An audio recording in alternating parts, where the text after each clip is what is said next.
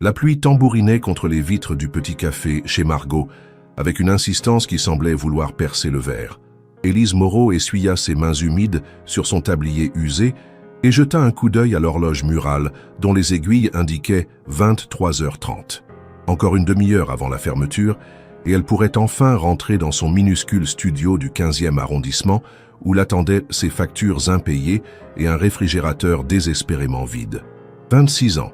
Elle avait déjà l'impression d'avoir vécu plusieurs vies, toutes marquées par la difficulté et la solitude. Le café était presque désert à cette heure tardive. Seuls quelques habitués sirotaient encore leur dernière consommation de la soirée. L'établissement, coincé entre une laverie automatique et un magasin de téléphone portable dans le 10e arrondissement, n'avait rien d'extraordinaire. Les murs jaunis par la fumée de cigarettes d'époque révolue, les chaises dépareillées et le zinc rayé témoignaient de décennies de vie parisienne sans phare. Pourtant, c'était là qu'Élise gagnait péniblement sa vie depuis 3 ans, enchaînant les doubles services pour joindre les deux bouts. Soudain, la porte s'ouvrit avec violence, laissant entrer une bourrasque de vent glacé et un homme titubant. Il devait mesurer près d'1,80 m, portait un costume qui avait dû coûter plus cher que le salaire annuel d'Élise, mais il était dans un état lamentable. Ses cheveux bruns étaient ébouriffés, sa cravate de soie pendant de travers, et il empestait l'alcool à 3 mètres. Il chancela vers le comptoir, se rattrapant de justesse à une chaise qui grinça sous son poids. Si cette histoire vous plaît jusqu'à présent, n'hésitez pas à laisser un petit pouce bleu pour m'encourager. Et dites-moi en commentaire, que pensez-vous d'Élise et de cette mystérieuse rencontre nocturne? Un whisky, articula-t-il difficilement, le meilleur que vous ayez. Sa voix était grave, légèrement rauque, avec un accent qui trahissait une éducation bourgeoise. Élise l'observa un instant, partagée entre l'agacement et une étrange compassion. Elle avait l'habitude des clients éméchés, mais celui-ci dégageait quelque chose de différent. Malgré son état, il y avait une prestance naturelle dans son maintien, une élégance qui ne s'effaçait pas même dans l'ivresse. « Monsieur, nous fermons dans 20 minutes, dit-elle doucement. Peut-être devriez-vous rentrer. »« Chez vous ?» L'homme leva vers elle des yeux d'un bleu intense, presque troublant. Ils étaient injectés de sang, mais conservaient une intelligence aiguë qui contrastait avec son état d'ébriété. « Chez moi ?» répéta-t-il avec un rire amer. « Et où serait-ce d'après vous ?» Il y avait une tristesse profonde dans sa voix, une blessure que l'alcool n'arrivait pas à anesthésier complètement. Élise sentit son cœur se serrer. Elle reconnaissait cette expression, cette détresse qu'aucune richesse apparente ne pouvait masquer. « Je vais vous servir un café bien fort, dit-elle en contournant le comptoir. Vous en avez besoin. » L'homme voulut protester, mais elle était déjà en train de préparer un expresso dans la machine qui crachait et sifflait comme un vieux dragon. Le café était l'une des rares choses qu'elle préparait avec soin dans cet établissement, y mettant tout son savoir-faire acquis durant ses études interrompues en hôtellerie-restauration. Quand elle posa la tasse fumante, devant lui leurs doigts se frôlèrent brièvement. Elle fut surprise par la douceur de sa peau, si différente de ses mains à elle, marquée par les brûlures et les coupures du métier. « Comment vous appelez-vous » demanda-t-il, après avoir bu une gorgée du café brûlant. « Élise » répondit-elle simplement. « Et vous » Il hésita un instant, comme s'il pesait les conséquences de cette révélation. « Alexandre » dit-il finalement. « Alexandre Moncler. » Le nom ne disait rien à Élise, mais elle hocha poliment la tête. Elle ne lisait pas les journaux économiques, trop occupée à survivre au quotidien pour s'intéresser aux faits et gestes des puissants de ce monde. Alexandre Moncler était pourtant l'un des hommes les plus riches de France, héritier d'un empire hôtelier qui s'étendait sur 3 continents. Mais pour Élise, il n'était qu'un homme perdu, visiblement en proie à des démons qu'elle ne pouvait que deviner. « Pourquoi êtes-vous si gentil avec moi ?» demanda-t-il soudain, la fixant de ses yeux bleus troublants. La plupart des gens auraient appelé la police ou m'auraient jeté dehors. Élise haussa les épaules, gênée par l'intensité de son regard. « Tout le monde a droit à un peu de compassion, non? Et puis, vous n'avez l'air ni méchant ni dangereux, juste triste. » Alexandre resta silencieux un long moment, tournant sa tasse entre ses mains. « Triste » répéta-t-il comme s'il goûtait le mot. « Oui, c'est exactement ça. » Les autres clients étaient repartis un à un, laissant le café dans un silence que seul troublait la pluie qui continuait de marteler les vitres. Élise commença à ranger, nettoyant les tables et empilant les chaises, mais elle gardait un œil sur Alexandre qui sirotait son café en silence. Il avait retrouvé un peu de couleur et l'alcool semblait se dissiper lentement. Vous devriez vraiment rentrer chez vous, dit-elle en s'approchant. Il est presque minuit, et il fait un temps épouvantable dehors. Alexandre leva les yeux vers elle, et elle fut frappée par la vulnérabilité qu'elle y lut. Cet homme, malgré ses vêtements coûteux et son assurance naturelle, semblait aussi perdu qu'un enfant. « Je ne peux pas conduire dans cet état, avoua-t-il, et j'ai renvoyé mon chauffeur plus tôt dans la soirée. » Élise hésita un instant. Elle n'avait pas les moyens de s'offrir un taxi jusqu'à son domicile et encore moins de payer la course d'un inconnu. Mais quelque chose dans l'expression d'Alexandre la touchait profondément. « Où habitez-vous » demanda-t-elle. « Avenue Foch » répondit-il. « Dans le 16e. » Élise faillit s'étrangler. L'avenue Foch était l'une des adresses les plus prestigieuses de Paris, où les appartements se vendaient plusieurs millions d'euros. « C'est assez loin d'ici » dit-elle faiblement. « Je sais » répondit Alexandre en fouillant dans ses poches. « Je peux vous payer le taxi, bien sûr. » Il sortit une liasse de billets qui fit écarquiller les yeux d'Élise. Elle n'avait jamais vu autant d'argent liquide de sa vie. « Ce n'est pas une question d'argent, » protesta-t-elle, embarrassée. « C'est juste que elle ne savait pas comment expliquer qu'elle ne pouvait pas abandonner un homme dans cet état, même richissime, sans paraître condescendante. « Écoutez, j'habite pas très loin d'ici. Vous pouvez venir chez moi, dormir sur le canapé, et demain matin, vous serez en état de rentrer chez vous. » Alexandre la regarda avec surprise. « Vous feriez ça? Pour un parfait inconnu? »« Vous n'êtes plus un parfait inconnu, » répondit Élise avec un sourire timide. « Vous êtes Alexandre et vous avez besoin d'aide. » La proposition était folle, elle le savait. Inviter un homme qu'elle venait de rencontrer dans son minuscule studio, c'était contraire à toutes les règles de prudence qu'on lui avait inculquées. Mais il y avait quelque chose chez Alexandre qui lui inspirait confiance, une noblesse naturelle qui transcendait son état d'ébriété. « Vous êtes sûr ?» insista-t-il. « Je ne voudrais pas vous déranger. »« Vous ne me dérangez pas, » répondit Élise en éteignant les lumières du café. « Et puis on ne laisse pas quelqu'un sous la pluie, surtout par un temps pareil. » Ils sortirent ensemble dans la nuit parisienne, Alexandre s'appuyant légèrement sur le bras d'Élise pour garder son équilibre. La pluie avait redoublé d'intensité, transformant les rues en rivières temporaires. Heureusement, le studio d'Élise n'était qu'à 10 minutes de marche, dans une rue calme bordée d'immeubles haussmanniens défraîchis. L'immeuble d'Élise était l'un des moins bien entretenus du quartier, avec sa façade noircie par la pollution et son code d'entrée qui fonctionnait une fois sur deux. « C'est au 5e sans ascenseur », s'excusa Élise en ouvrant la porte d'entrée. « J'espère que ça ira. » Alexandre hocha la tête, concentré sur l'effort de mettre un pied devant l'autre. L'escalier était étroit et mal éclairé. L'odeur de renfermé mêlée à celle de la cuisine du restaurant chinois du rez-de-chaussée créait une atmosphère peu engageante. Mais Alexandre ne fit aucun commentaire, gravissant les marches avec une détermination qui impressionna Élise. Quand elle ouvrit enfin la porte de son studio, Élise eut soudain honte de la pauvreté de son logement. 25 mètres carrés sous les toits, avec une kitchenette dans un coin, un lit, une place contre le mur, et un canapé-lit qui avait connu des jours meilleurs. Le tout était propre et rangé, mais terriblement modeste comparé à ce qu'Alexandre devait connaître. « Ce n'est pas grand-chose » murmura-t-elle en allumant la lumière. « C'est parfait » répondit Alexandre avec sincérité. « Merci Élise, vraiment. » Elle lui apporta une serviette pour qu'il puisse se sécher, ainsi qu'un verre d'eau et 2 cachets d'aspirine. « Pour demain matin, expliqua-t-elle. Vous allez en avoir besoin. » Alexandre s'assit sur le canapé qui grinça légèrement sous son poids et la regarda s'affairer. Il y avait quelque chose de touchant dans ses gestes précis et attentionnés, une gentillesse naturelle qui le bouleversait. Depuis combien de temps personne ne s'était-il occupé de lui de façon aussi désintéressée? « Pourquoi faites-vous ça ?» demanda-t-il à nouveau. « Vous ne me connaissez pas, vous ne savez rien de moi. »« Justement, » répondit Élise en s'asseyant dans le petit fauteuil en face de lui. « Je ne sais rien de vous, alors je ne peux pas vous juger. Tout ce que je vois, c'est quelqu'un qui souffre et qui a besoin d'aide. » Alexandre sentit sa gorge se serrer.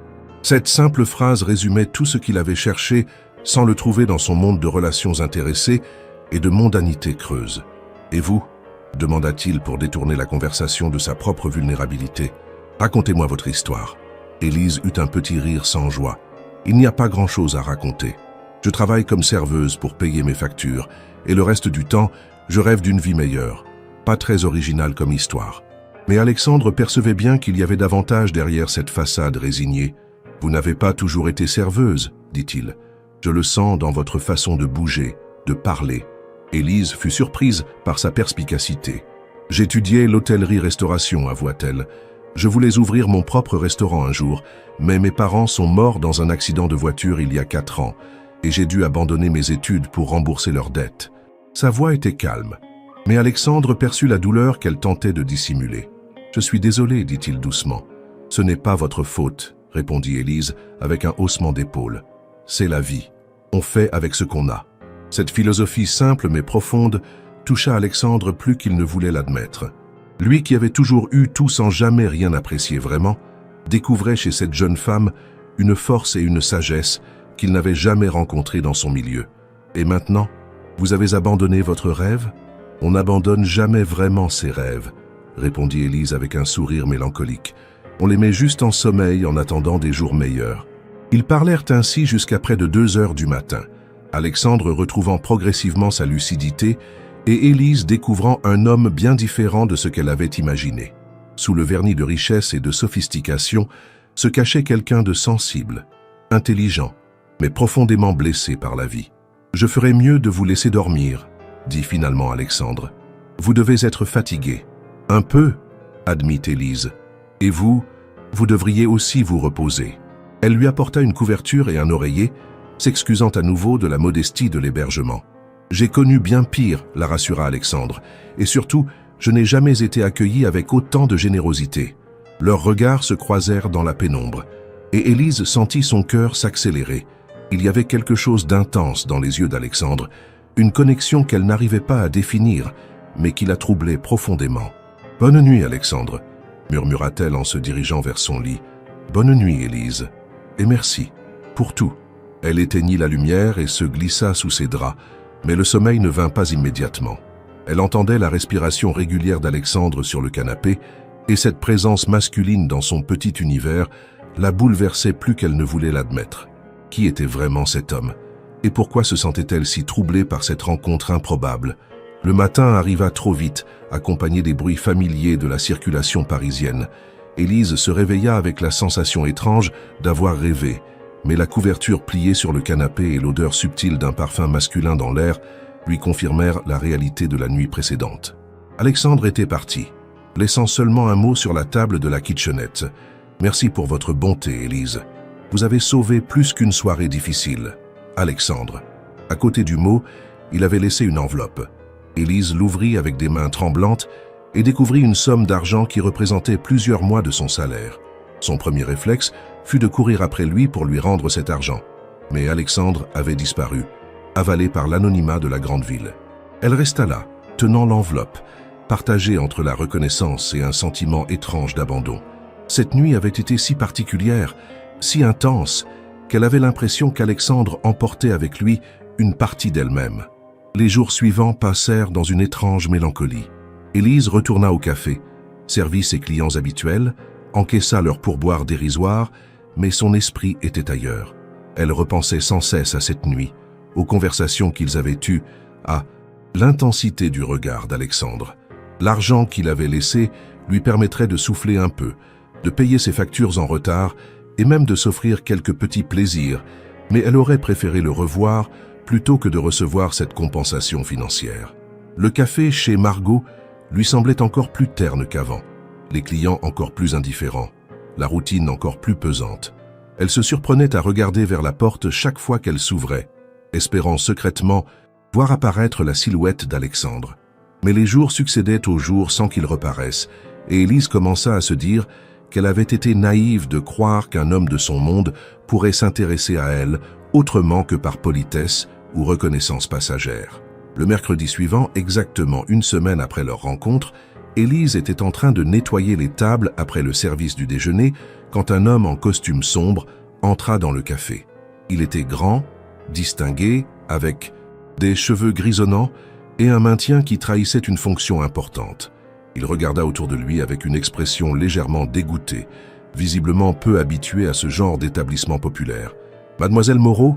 demanda-t-il en s'approchant du comptoir. « C'est moi », répondit Élise, surprise qu'un homme aussi élégant connaisse son nom. « Je suis maître Dubois, notaire.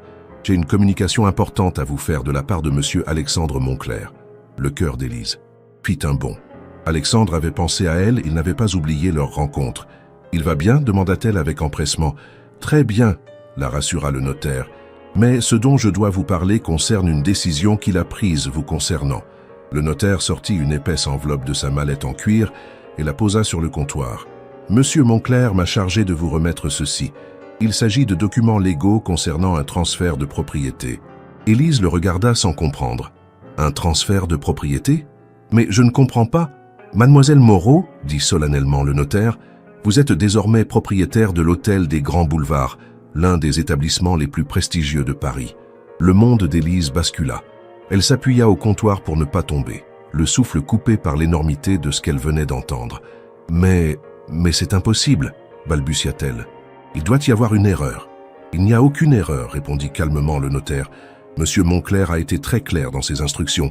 Il souhaite vous offrir cet hôtel en reconnaissance de votre gentillesse et de votre humanité. Élise sentit ses jambes se dérober sous elle. Un hôtel. Elle qui rêvait d'ouvrir un petit restaurant se retrouvait propriétaire d'un palace parisien. Mais pourquoi? Pourquoi ferait-il ça? Monsieur Moncler m'a dit que vous aviez sauvé bien plus qu'une soirée difficile, répéta le notaire en reprenant les mots exacts d'Alexandre. Il estime avoir une dette envers vous. Élise secoua la tête, abasourdie. Mais je n'ai rien fait d'extraordinaire. J'ai juste été humaine. C'est exactement ce que monsieur Moncler a dit que vous répondriez, sourit le notaire. Il vous connaît bien, apparemment. Les documents officiels confirmaient l'incroyable réalité. Élise Moreau était désormais propriétaire de l'hôtel des Grands Boulevards, un établissement 5 étoiles de 150 chambres, avec 3 restaurants, un spa et une valeur estimée à plus de 100 millions d'euros. Le notaire lui expliqua les détails pratiques. Une équipe de direction expérimentée était en place. L'hôtel était rentable, et elle toucherait des revenus substantiels, même sans s'occuper de la gestion quotidienne. Il y a aussi ceci, ajouta le notaire en lui tendant une enveloppe plus petite. Une lettre personnelle de monsieur Moncler. Élise prit l'enveloppe avec des mains tremblantes. À l'intérieur, l'écriture élégante d'Alexandre couvrait une feuille de papier à en-tête. « Chère Élise, vous m'avez rendu quelque chose que j'avais perdu depuis longtemps, l'espoir en la bonté humaine. Cette nuit dans votre petit studio m'a plus apporté que toutes les richesses que j'ai possédées. Acceptez ce cadeau non comme une récompense, mais comme la reconnaissance d'une dette que je ne pourrai jamais vraiment rembourser. Vous méritez de voir vos rêves devenir réalité. Avec toute ma gratitude et mon admiration, Alexandre. » Élise relut la lettre plusieurs fois, les larmes aux yeux. Elle ne pouvait pas accepter un cadeau d'une telle valeur, c'était impossible. « Où puis-je le joindre ?» demanda-t-elle au notaire. « Il faut que je lui parle. »« Monsieur Moncler m'a dit que vous demanderiez à le voir, » répondit le notaire avec un sourire mystérieux. « Il vous attend à l'hôtel cet après-midi à 16 h. » Le cœur d'Élise s'emballa à nouveau. Elle allait le revoir, pouvoir lui expliquer qu'elle ne pouvait pas accepter, et surtout comprendre pourquoi il avait fait cela. L'après-midi même, Élise se trouvait devant l'imposante façade de l'hôtel des Grands Boulevards. L'établissement était encore plus impressionnant qu'elle ne l'avait imaginé. 8 étages de pierre blanche, des balcons ouvragés, une entrée majestueuse surmontée d'un auvent doré. Des voituriers en uniforme s'empressaient autour des véhicules de luxe et le balai incessant des clients élégants créait une atmosphère de raffinement absolu. Élise hésita un instant avant de franchir le seuil. Elle portait sa plus belle robe, une petite chose noire qu'elle avait achetée dans une friperie et qui lui donnait un minimum d'assurance, mais elle se sentait terriblement déplacée dans ce temple du luxe. Le hall d'entrée la coupa littéralement le souffle. Un plafond à caissons de 15 mètres de haut, des colonnes de marbre, des lustres en cristal qui projetaient 1000 feux et partout cette atmosphère feutrée qui caractérise les grands hôtels parisiens. « Mademoiselle Moreau !» Une femme élégante d'une 50aine d'années s'approcha d'elle. Elle était vêtue d'un tailleur impeccable et dégageait cette assurance tranquille des professionnels de l'hôtellerie de luxe. « Je suis Madame Beaumont, la directrice générale. Monsieur Moncler vous attend dans le salon privé. » Élise la suivit à travers les couloirs richement décorés, passant devant des œuvres d'art qui valaient probablement plus que tout ce qu'elle avait possédé dans sa vie. Le salon privé était une merveille de décoration classique française, boiseries d'époque, fauteuils en cuir patiné, bibliothèque garnie de livres anciens et une cheminée de marbre où crépitait un feu accueillant. Alexandre se tenait debout près de la fenêtre, regardant l'animation du boulevard en contrebas. Il portait un costume sombre parfaitement coupé et ses cheveux étaient impeccablement coiffés. Il avait retrouvé toute sa prestance naturelle, mais quand il se tourna vers Élise, elle retrouva dans ses yeux cette vulnérabilité qui l'avait tant touché. « Élise, dit-il simplement en s'avançant vers elle, merci d'être venue. » Elle resta un moment sans voix, frappée par l'étrangeté de la situation. Une semaine plus tôt, cet homme titubait dans son café, et maintenant elle le retrouvait dans ce salon princier dont il venait de faire sa propriétaire. « Alexandre, commença-t-elle, je ne peux pas accepter... »« Asseyez-vous, je vous prie, » l'interrompit-il doucement. « Laissez-moi vous expliquer. » Ils prirent place dans les fauteuils face à la cheminée, et un serveur en livrée apporta silencieusement un service à thé en porcelaine de Sèvres. Élise n'osait pas toucher aux délicates tasses, tant elle avait peur de casser quelque chose qui valait probablement plus que son salaire mensuel. « Cette nuit chez vous, commença Alexandre, a changé ma vie. Vous ne pouvez pas savoir à quel point. » Sa voix était grave, chargée d'émotion. « J'étais au bout du rouleau, Élise. Financièrement, tout allait bien, mais moralement, spirituellement, j'étais en train de mourir. » Il lui raconta alors son histoire, et Élise découvrit un homme bien différent de l'image qu'elle s'était faite des milliardaires. Alexandre avait hérité de l'empire familial à 28 ans, après la mort brutale de son père dans un accident d'avion. Depuis 10 ans, il dirigeait un groupe hôtelier international, mais cette responsabilité écrasante l'avait progressivement coupé de toute vie personnelle authentique. « J'étais entouré de gens qui ne me voyaient que comme un portefeuille sur pattes, expliqua-t-il. Des amis intéressés, des femmes vénales, des collaborateurs serviles.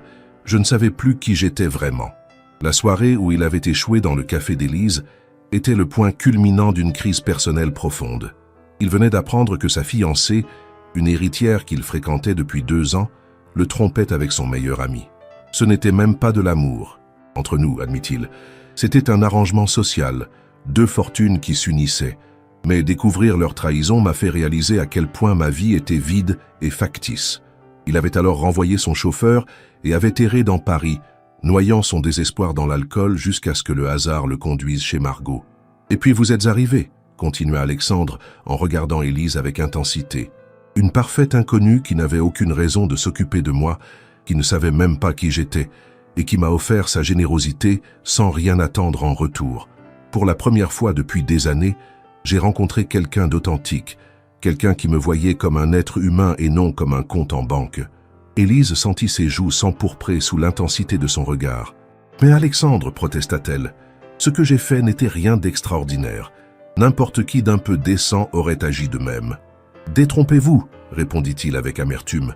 J'ai vécu assez longtemps dans mon milieu pour savoir que la vraie gentillesse désintéressée est infiniment plus rare que vous ne le pensez. Ce soir-là, vous m'avez rendu quelque chose que j'avais perdu, la foi en la bonté humaine. » Il se leva et se mit à arpenter la pièce, visiblement ému par ses propres souvenirs. « Quand je me suis réveillé le lendemain matin dans votre petit studio, poursuivit-il, j'ai eu l'impression de renaître. Cette nuit m'a rappelé qui j'étais vraiment. Avant, l'argent et les responsabilités ne me transforment en automate. J'ai compris que je voulais retrouver cette simplicité, cette authenticité que vous incarnez si naturellement. » Élise l'écoutait, bouleversée par la sincérité de ses paroles. Elle commençait à comprendre que son geste apparemment anodin avait eu des répercussions qu'elle n'avait jamais imaginées. « Mais pourquoi l'hôtel » demanda-t-elle. « Pourquoi un cadeau si énorme ?»« Parce que vous m'avez dit que vous rêviez d'avoir votre propre restaurant », répondit Alexandre en s'arrêtant devant elle. « Et aussi parce que j'ai besoin de quelqu'un comme vous dans ma vie professionnelle. Quelqu'un d'authentique, qui comprend vraiment ce que signifie l'hospitalité. » Il s'agenouilla devant son fauteuil, prenant ses mains dans les siennes. « Élise, acceptez cet hôtel, non pas comme une charité, mais comme un investissement dans quelque chose de beau que nous pourrions construire ensemble. » Le contact de ses mains chaudes et fermes fit frémir Élise. Elle voyait dans ses yeux une sincérité qui la troublait profondément. « Mais je ne connais rien à la gestion d'un hôtel de cette envergure, » murmura-t-elle. « Je vais tout faire échouer. »« Vous avez étudié l'hôtellerie-restauration, » lui rappela Alexandre. « Vous avez l'instinct, la passion et surtout cette humanité qui fait toute la différence dans notre métier. L'équipe en place s'occupera des aspects techniques, mais votre vision, votre cœur, c'est exactement ce dont cet établissement a besoin pour retrouver son âme. » Alexandre lui expliqua alors que l'hôtel des Grands Boulevards, malgré sa réputation et sa rentabilité, avait perdu selon lui cette chaleur humaine qui faisait la différence entre un simple hébergement de luxe et une véritable expérience d'hospitalité. Les clients viennent pour le prestige, pour les équipements, mais ils repartent sans avoir vécu quelque chose d'inoubliable, dit-il. Vous avez ce don naturel pour faire se sentir les gens uniques et importants. Cette nuit, dans votre studio, j'ai ressenti plus d'attention authentique qu'en 10 ans dans les palaces les plus coûteux du monde. Élise sentait sa résistance faiblir devant la passion d'Alexandre, mais l'ampleur du cadeau l'effrayait encore. Et si j'échoue? Et si je ne suis pas à la hauteur? Alors nous échouerons ensemble, répondit Alexandre avec un sourire. Mais je ne crois pas que vous échouerez. J'ai appris à juger les gens, Élise, et vous avez en vous quelque chose de rare et de précieux. Il se releva et retourna près de la fenêtre. De plus, dit-il avec une note d'humour dans la voix, considérez cela comme un défi. Vous qui rêviez d'un petit restaurant, voilà l'occasion de gérer 3 restaurants étoilés d'un coup. Cette remarque fit sourire Élise malgré ses appréhensions. Elle commençait à entrevoir les possibilités fantastiques que cette opportunité représentait. Non seulement elle pourrait enfin exercer sa passion, mais elle le ferait dans un cadre exceptionnel, avec des moyens qu'elle n'avait jamais osé imaginer. Il y a une condition cependant, ajouta Alexandre en se tournant vers elle. Laquelle? Demanda Élise, soudain inquiète. Que vous me permettiez de rester impliqué dans l'hôtel, pas comme propriétaire, mais comme consultant. J'ai besoin de me rapprocher du terrain, de retrouver cette passion qui m'animait, avant que les conseils d'administration et les rapports financiers ne prennent toute la place. Élise réalisa qu'Alexandre avait autant besoin d'elle qu'elle avait besoin de cette chance inespérée.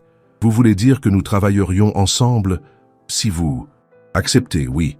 Je pourrais vous apprendre les aspects business de l'hôtellerie et vous pourriez m'aider à retrouver son côté humain. L'idée de collaborer avec Alexandre, de le côtoyer quotidiennement, fit battre le cœur d'Élise plus fort qu'elle ne voulait l'admettre, mais elle savait aussi que mélanger sentiments et affaires était dangereux. « Alexandre, dit-elle doucement, je dois vous avouer quelque chose. Cette nuit que nous avons passée, à parler, à nous découvrir, ça m'a marqué, plus que je ne voudrais l'admettre.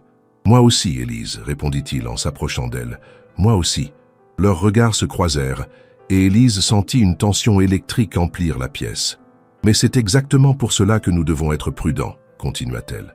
Je ne voudrais pas que vous pensiez que j'accepte votre offre pour d'autres raisons que professionnelles. Alexandre s'arrêta à quelques pas d'elle, respectant sa mise en garde, mais ne cachant pas l'émotion qui l'habitait. Élise, ce que je ressens pour vous n'a rien à voir avec cette proposition. L'hôtel, c'est ma façon de vous dire merci et de vous donner la chance que vous méritez. Ce qui pourrait naître entre nous, eh bien, cela dépendra de nous deux, et du temps. Sa franchise touchait Élise au cœur. Cet homme puissant, habitué à obtenir tout ce qu'il voulait, lui montrait une vulnérabilité et un respect qui la bouleversait. Alors, demanda Alexandre avec un sourire encourageant, acceptez-vous de devenir ma partenaire dans cette aventure? Partenaire professionnel, précisa Élise avec un sourire en retour. Bien sûr, partenaire professionnel, répéta Alexandre, mais ses yeux disaient autre chose. Dans ce cas, dit Élise en se levant et en lui tendant la main, marché conclu, monsieur Moncler. Quand leurs mains se serrèrent, une décharge électrique parcourut le bras d'Élise, et elle sut qu'elle venait de s'engager dans bien plus qu'une simple aventure professionnelle. Madame Beaumont fut rappelée pour organiser la transition. Cette femme d'expérience accueillit la nouvelle avec un professionnalisme parfait, mais Élise perçut une pointe de scepticisme dans son regard. Comment cette jeune serveuse sans expérience allait-elle gérer un établissement de cette envergure? Madame, Beaumont sera votre bras droit, expliqua Alexandre. Elle connaît l'hôtel sur le bout des doigts et saura vous guider dans les premiers temps. Je ferai de mon mieux pour vous assister, mademoiselle Moreau, dit la directrice avec courtoisie. Voulez-vous que nous commencions la visite? Les 2 heures suivantes furent un tourbillon de découvertes pour Élise. Elle visita les 150 chambres et suites, toutes décorées avec un goût exquis, mêlant tradition française et confort moderne. Les 3 restaurants l'impressionnèrent particulièrement. Le jardin d'hiver, avec sa verrière art nouveau, la table du chef, avec sa cuisine ouverte et ses 2 étoiles Michelin, et le bistrot parisien, avec son ambiance plus décontractée, mais tout aussi raffinée. Le spa au sous-sol, avec sa piscine à débordement et ses cabines de soins, était un havre de paix absolue. Les chiffres sont excellents, expliquait Madame Beaumont en lui montrant les derniers rapports financiers. Nous affichons un taux d'occupation de 92% en moyenne annuelle, et nos 3 restaurants sont complets 6 soirs sur 7. Élise hocha la tête, essayant d'assimiler toutes ces informations. Elle, qui comptait les centimes pour boucler ses fins de mois, se retrouvait à la tête d'une entreprise qui générait des millions d'euros de chiffre d'affaires annuel. Mais il y a des défis, continua la directrice. La concurrence s'intensifie, les clients deviennent plus exigeants. Et nous devons constamment innover pour maintenir notre position. Alexandre, qui les accompagnait silencieusement, intervint. C'est exactement là que votre vision sera précieuse, Élise. Madame Beaumont excelle dans la gestion opérationnelle, mais nous avons besoin d'un regard neuf sur l'expérience client. Élise acquiesça, commençant à entrevoir comment elle pourrait apporter sa contribution. En fin d'après-midi, ils se retrouvèrent dans le bureau directorial, une pièce somptueuse avec vue sur les grands boulevards.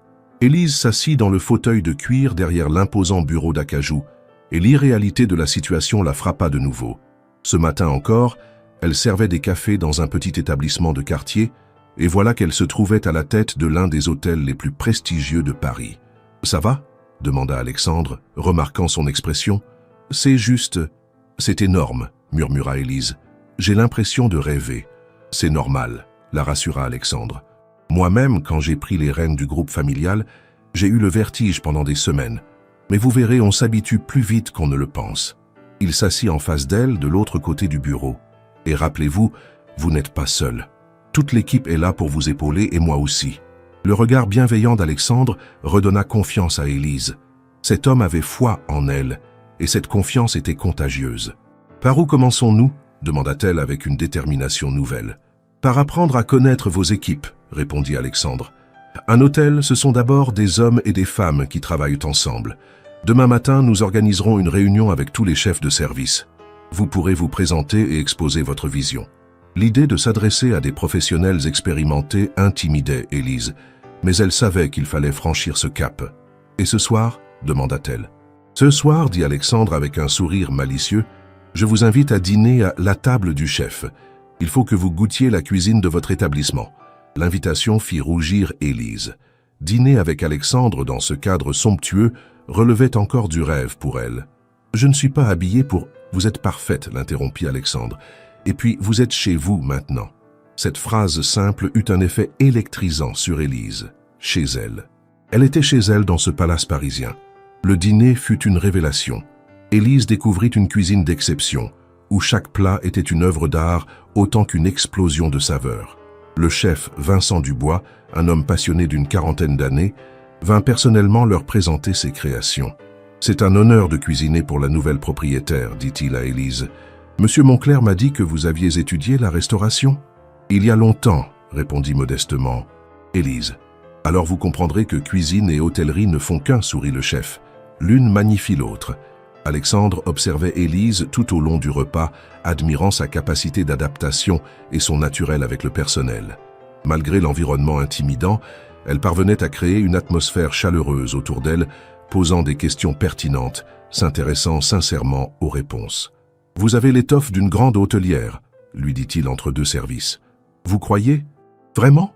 J'en suis certain. » Leurs regards se croisèrent par-dessus les verres de champagne, et Élise sentit son cœur s'emballer. La soirée se termina sur la terrasse privée du dernier étage, avec vue sur Paris illuminée. Élise contemplait la ville qui s'étendait à ses pieds, encore incrédule devant le tour que venait de prendre sa vie. « À quoi pensez-vous » demanda Alexandre, debout près d'elle à la balustrade. « À ma vie d'avant » répondit Élise. « Il y a une semaine, j'étais désespérée, sans avenir, et maintenant ?» « Et maintenant ?»« Maintenant, j'ai l'impression que tout devient possible. » Alexandre se rapprocha d'elle, et Élise sentit la chaleur de son corps dans la fraîcheur du soir. « Élise, » murmura-t-il, « je dois vous dire quelque chose d'important. »« Quoi ? Ce que je ressens pour vous va bien au-delà de la reconnaissance. Dès cette première nuit, vous avez touché quelque chose en moi que je croyais mort. » Élise se tourna vers lui, troublée par l'intensité de sa voix. « Alexandre, je sais que c'est compliqué, » continua-t-il. « Je sais que nous devons être prudents, que les affaires et les sentiments ne font pas bon ménage, mais je ne peux pas faire semblant que vous me laissez indifférent. » Le cœur d'Élise battait la chamade. Elle aussi ressentait cette attraction puissante, cette connexion qui semblait défier toute logique. « Moi non plus, » avoua-t-elle dans un souffle. Mais Alexandre, nous venons de mondes tellement différents. Les mondes peuvent se rejoindre, murmura-t-il en caressant doucement sa joue. Vous me l'avez prouvé cette nuit-là. Leurs visages se rapprochèrent lentement, et Élise ferma les yeux, prête à s'abandonner à ce baiser qu'elle désirait autant qu'elle le redoutait.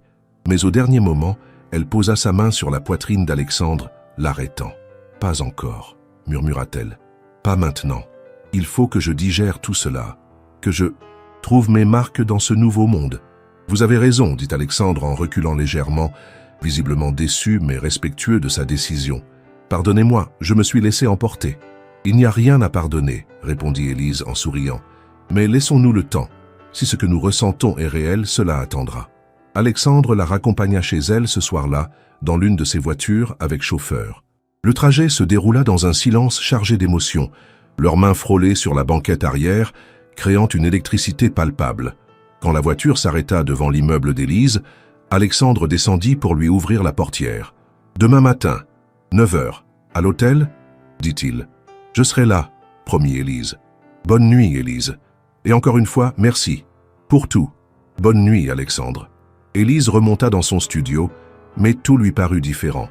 Les meubles de récupération, les murs défraîchis, l'exiguïté des lieux prenaient une dimension nouvelle, maintenant qu'elle savait qu'elle pourrait bientôt s'offrir n'importe quel appartement parisien. Mais, étrangement, elle ne ressentait pas d'impatience à quitter ce lieu qui avait été témoin de sa rencontre avec Alexandre. C'était ici que tout avait commencé, ici qu'elle avait découvert qu'un homme richissime pouvait être vulnérable et authentique. Elle s'endormit ce soir-là en repensant aux événements extraordinaires de la journée, mais surtout à cet instant sur la terrasse où Alexandre avait failli l'embrasser. Elle avait eu raison de l'arrêter, mais son corps entier réclamait ce contact qu'elle s'était refusé. Les jours à venir allaient être un défi permanent. Apprendre à diriger un hôtel de luxe tout en gérant l'attraction grandissante qu'elle ressentait pour Alexandre. Mais pour la première fois depuis la mort de ses parents, Élise s'endormit avec le sentiment que l'avenir lui réservait de belles surprises. Le lendemain matin, Élise se réveilla avec une détermination nouvelle. Elle enfila sa plus belle tenue, un tailleur acheté en solde mais qui lui donnait une allure professionnelle, et se dirigea vers l'hôtel des Grands Boulevards. En poussant les portes de cristal, elle ne se sentait plus comme une visiteuse intimidée, mais comme la propriétaire des lieux. Cette pensée lui donna une assurance qu'elle ne se connaissait pas. Alexandre l'attendait dans le hall, impeccable dans un costume gris anthracite qui soulignait l'éclat de ses yeux bleus. « Bonjour, patronne », dit-il avec un sourire taquin qui fit rosir les joues d'Élise. « Bonjour, consultant », répondit-elle sur le même ton. Leurs regards se croisèrent avec une complicité naissante qui n'échappa pas à Madame Beaumont, venue les saluer. La directrice expérimentée nota mentalement que les relations entre la nouvelle propriétaire et Monsieur Moncler dépassaient probablement le cadre strictement professionnel. La réunion avec les chefs de service eut lieu dans la salle de conférence, une pièce élégante aux murs ornés de gravures anciennes représentant Paris. Une quinzaine de personnes étaient présentes, le chef concierge, les responsables de l'accueil, de la restauration, du spa, de la sécurité, de l'entretien. Tous regardaient Élise avec une curiosité mêlée de scepticisme. Cette jeune femme inconnue allait-elle bouleverser leurs habitudes de travail? « Mesdames et messieurs », commença Élise d'une voix qu'elle s'efforçait de rendre assurée, « je sais que ma nomination peut vous surprendre. Il y a encore une semaine, j'étais serveuse dans un petit café du 10e arrondissement. » Un murmure parcourut l'assemblée. Alexandre l'encouragea d'un sourire discret. « Mais c'est précisément cette expérience du service au quotidien qui, je l'espère, me permettra d'apporter une vision différente à cet établissement exceptionnel. » Elle continua en expliquant sa philosophie. L'excellence technique devait s'accompagner d'une chaleur humaine authentique. Chaque client devait se sentir unique et non pas seulement un numéro dans un système bien huilé. « Je ne prétends pas tout connaître de la gestion hôtelière, » dit-elle humblement. « J'ai énormément à apprendre de vous tous, mais en échange, j'aimerais partager avec vous cette passion du service que j'ai développée au contact direct de la clientèle. » Son discours simple et sincère commençait à faire impression. Vincent Dubois, le chef des cuisines, leva la main. « Madame Moreau, quelle est votre vision pour nos restaurants? Comptez-vous changer notre concept ?»« Absolument pas, » répondit Élise. « Votre réputation est excellente, vos étoiles Michelin parlent d'elles-mêmes, mais j'aimerais réfléchir avec vous au moyen de créer encore plus d'émotions autour de l'expérience culinaire, peut-être des soirées thématiques, des rencontres avec les producteurs, des cours de cuisine pour nos clients les plus passionnés. L'idée plut visiblement au chef, et Élise vit plusieurs visages s'éclairer autour de la table. Alexandre observait la scène avec satisfaction. Élise avait trouvé le ton juste, respecté l'existant, tout en apportant sa propre créativité. « Pour ma part, ajouta-t-elle, j'aimerais passer du temps dans chaque service pour comprendre votre travail au quotidien. Je commencerai dès aujourd'hui par l'accueil, si Madame Legrand est d'accord. » La responsable de l'accueil, une femme d'une quarantaine, d'années à l'allure stricte, hocha la tête avec approbation. La réunion se termina dans une atmosphère plus détendue qu'elle n'avait commencé. En sortant, Alexandre félicita Élise. « Vous avez trouvé exactement les mots qu'il fallait. Je pense que vous avez gagné leur respect. »« J'espère, » répondit Élise. « C'est intimidant de diriger des gens qui ont tant d'expérience. Ils ont de l'expérience, mais vous avez la vision. C'est complémentaire. » Leurs mains se frôlèrent quand il lui tendit les clés du bureau directorial, et cette simple contact fit naître une chaleur délicieuse dans le ventre d'Élise. Les jours suivants furent un apprentissage intensif pour Élise. Elle passa plusieurs heures dans chaque service, observant, questionnant, apprenant. À l'accueil, elle découvrit l'art subtil de la première impression, cette capacité à cerner instantanément les attentes d'un client et à y répondre. Avec les femmes de chambre, elle apprit l'importance de chaque détail. Un pli de drap parfait, une serviette artistiquement pliée, un petit chocolat sur l'oreiller pouvait transformer un séjour ordinaire en souvenir mémorable. Au spa, elle fut impressionnée par la science du bien-être développée par l'équipe. Chaque soin était personnalisé, chaque client recevait une attention particulière. « Nos clients viennent ici pour oublier leurs soucis », expliquait Madame Fontaine, la responsable du spa. « Notre rôle est de créer une bulle de sérénité absolue. » Élise comprenait parfaitement cette philosophie.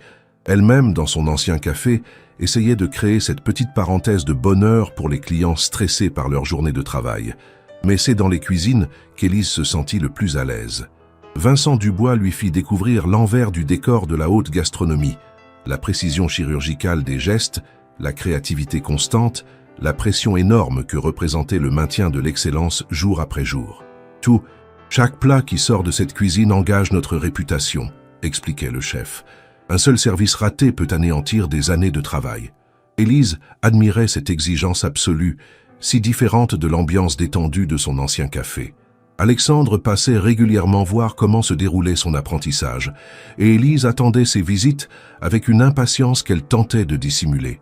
Il avait le don de la rassurer par sa seule présence, de lui donner confiance en elle quand le doute la saisissait. « Vous vous en sortez admirablement, » lui disait-il. « L'équipe vous apprécie de plus en plus. »« Vous croyez ?